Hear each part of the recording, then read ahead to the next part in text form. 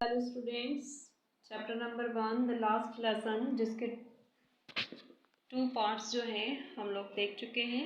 जिसमें हमने देखा कि फ्रांस जो राइटर था अपनी क्लास में पहुंचने में काफ़ी लेट हो जाता है। रास्ते में किसी नोटिस बोर्ड को देखने के लिए रुक जाता है और क्लास में पहुंचने के बाद उसे एक अजीब स्ट्रेंज फीलिंग होती है कि हमेशा की तरह वह शोर शराबा नहीं था और काफ़ी सन्नाटा छाया हुआ था। जैसे तैसे वो अपनी क्लास में पहुंचता है, वहाँ पर देखता है काफ़ी जो बूढ़े लोग जो हैं क्लास में बेंचों के पीछे बैठे होते हैं। उसके टीचर उसे बिल्कुल नहीं डांटते और काफ़ी जेंटल उसके साथ बिहेव रखते हैं। वहाँ जाकर उसे पता चलता है कि आज उसका टीचर का जो लास्ट लेसन था फ्रेंच लैंग्वेज में, नेक्स्ट टाइम से जर्मन लैंग्वेज पढ़ाई जाने वाली थी ऑल्सेक और लॉरेन सिटीज़ में। उसके टीचर्स जो हैं क्या लेसन देते हैं, क्या बताते हैं क्लास में, आज उसी को हम कंटिन्यू करते हैं। चैप्टर नंबर 3 पार्ट जो 3 है हमारा, इसमें your parents were not anxious enough to have you learn. अब यहाँ जो उसके टीचर हैं वो उसे बताते हैं, क्लास को बताते हैं कि यदि बच्चा पढ़ाई में कमज़ोर है तो उसके लिए सिर्फ वो बच्चा जिम्मेदार नहीं होता है, क्योंकि लिटिल फ्रेंच जो है अपने ग्रामर के टॉपिक को एक्सप्लेन नहीं कर पाता। तभी टीचर उसे समझाते हुए कहते हैं कि your parents were not anxious enough to have you learn, कि आपके पेरेंट्स जो हैं वो भी आपको किसी लेसन को लर्न करने के लिए पर्याप्त रूप से उत्सुक नहीं होते हैं। They prefer to put you to work on a farm और एट द मिल, क्योंकि वे आपको काम पर भेजना चाहते हैं किसी खेत में या कहीं मिल पर।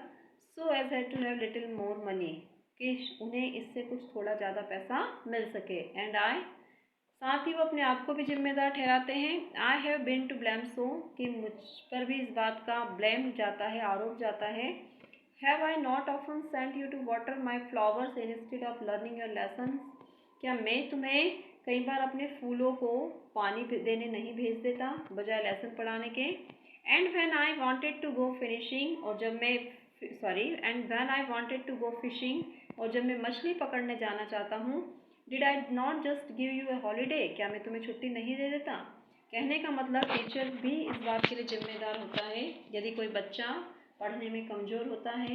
Then from one things to another Mister Hamel went on to talk of the French language. उसके बाद जो है मिस्टर हेमल जो है फ्रेंच लैंग्वेज के बारे में बताते हैं, saying that it was the most beautiful language in the world. वो कहते हैं कि फ्रेंच लैंग्वेज जो है संसार की सबसे खूबसूरत भाषा है। द क्लियरेस्ट, स्पष्ट है। द मोस्ट लॉजिकल, तर्क वाली है। That we must guard it among us and never forget it, इसलिए हमें जो है इसकी रक्षा करनी चाहिए और इसे कभी भी भूलना नहीं चाहिए। Because when a people are enslaved, क्योंकि जब लोग कभी भी गुलाम हुए हैं, दास बने हैं, as long as they hold fast to their language, it is if they had the key to their prison. जब भी कोई पीढ़ी गुलाम हुई है, लोग गुलाम हुए, उन्होंने अपनी भाषा को पकड़ के रखा है, उन्होंने अपनी भाषा को महत्व दिया है, सम्मान दिया है, तो यह भाषा जो है उनको कैद से छुड़ाने के लिए जो है चाबी साबित हुई है। Then he opened a grammar and read us our lesson, फिर वो ग्रामर की बुक खोलते हैं और हमारा पाठ पढ़ते हैं। आई वॉज अमेज्ड, मैं काफ़ी आश्चर्यचकित था, टू सी, यह देखकर, how well I understood it, कि मुझे कितने अच्छे से समझ में आ रहा था। All he said seemed so easy, जो कुछ भी उन्होंने कहा काफ़ी आसान नज़र आ रहा था। सो ईजी, बहुत ही आसान। आई थिंक टू, मैं सोचता हूँ, that I had never listen so carefully, मैं सोचता हूँ कि मैंने इसे कभी भी पहले इतने ध्यान से क्यों नहीं सुना। And then he had never explained everything with so much patience, और ना ही कभी हमारे टीचर ने इसको इतने ही धैर्य से कभी किसी लेसन को एक्सप्लेन किया हो। It seemed almost as if the poor man wanted to give us all he knew before going away, ऐसा लगता था कि वो बेचारे हमारे टीचर जो हैं जितना भी जो जानते थे, जितना भी ज्ञान उनको था, वो जाने से पहले हमें देना चाहते हों। And to put it all into our heads at one stroke, और एक ही बार में जो है वो उसे हमारे अंदर डालना चाहते हो। After the grammar we had a lesson in writing. Grammar के बाद जो है हमारा लेखन का जो था सबक था। That day mister हैमल had new copies for us. उस दिन मिस्टर हैमल जो थे हमारे लिए नई नोटबुक लाए थे, नई कॉपियाँ थी उनके पास। Written in a beautiful round hand France Alsace France Alsace. और हमें लिखना था खूबसूरत राउंड शेप में फ्रांस अल्सेक जो है नाम लिखने थे। They looked like a little flags floating everywhere in the school room. ऐसा लग रहा था कि बहुत ही खूबसूरत छोटे छोटे ध्वज झंडे जो हैं स्कूल रूम में लहरा रहे हों। Hung from the rod at the top of our desk. हमारी डेस्क के जो पर जो रॉड लगी हुई थी उसके शिखर पर। You ought to have seen how everyone set to work. ये देखने लायक था, आपको देखना चाहिए था कि हर व्यक्ति जो है किस तरह से, हर बच्चा जो है किस तरह से अपने काम में लगा था। And how quiet it was, और कितनी शांति थी। The only sound was the scratching of the pens over the paper. आवाज़ जो आ रही थी वो किसकी आ रही थी? पेपर के ऊपर पेन से स्क्रैच करने की, कुछ लिखने की या बनाने की। One some beetles flew in, और कहीं पर कुछ बीटल्स भी उड़ रहे थे। But nobody paid attention to them, परंतु किसी ने भी उस पर ध्यान नहीं दिया। Not even the little ones, यहाँ तक कि छोटे बच्चों ने भी नहीं। Who worked right on tracing their fish hooks as if that was French too. और वो जो थे बिजी थे अब फिश हुक बनाने में, क्योंकि वो भी क्या थे, छोटे थे तो क्या हुआ, परंतु वो भी क्या थे, फ्रेंच थे।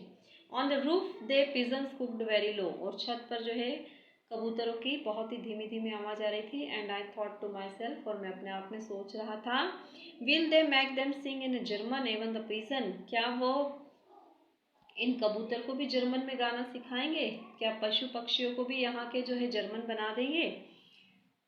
Whenever I looked up from my writing, I saw Mr. Hamel sitting motionless in his chair. और जब मैं लिखने के दौरान जब मैंने ऊपर नज़र उठा के देखा तो देखा मिस्टर हैमल जो थे बिल्कुल मोशनलेस, बिल्कुल स्थिर जो है अपनी चेयर पर बैठे हुए थे। And gazing first at one things, और एक तरफ ही वो देखे जा रहे थे टकटकी लगाकर। Then at another as if he wanted to fix in his mind just how everything looked in the little school room. जैसे कि वह अपने दिमाग में बैठा लेना चाहते हो, इस बात को अपने दिमाग में बैठा लेना चाहते हो कि स्कूल रूम में कहाँ पर क्या क्या चीज़ें जो हैं फिक्स है। क्लासरूम का पूरा जो तस्वीर है वो अपने दिमाग में उतार लेना चाहते हो। Fancy for 40 years he had been there in the same place. 40 साल से वो एक इसी स्थान पर थे। With his garden outside the window and his class in front of him.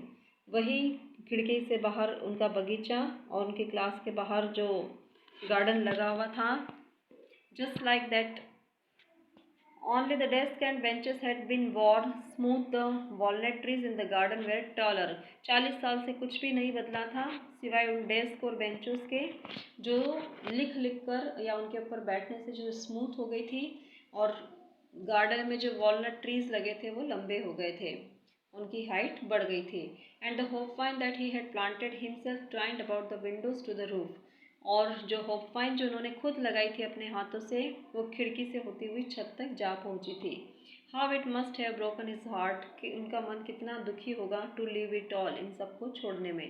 Poor man, to hear his sister moving about in the room above packing their trunks for they must leave the country next day.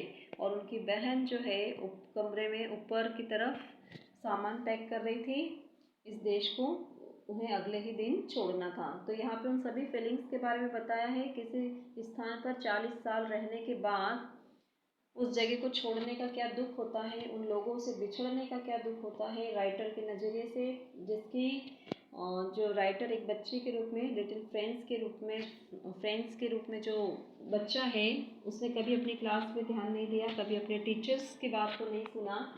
और आज जब वो teacher जाने वाले थे, उसका जो last lesson था, कल से कुछ नए लोग आने वाले थे, उनके बारे में उनकी क्या फीलिंग थी, ये सारी बातें इसमें बताई, उन भावनाओं को इसमें व्यक्त किया गया है। इसको हम आगे नेक्स्ट वीडियो में कंटिन्यू करेंगे। आज के लिए इतना, थैंक यू।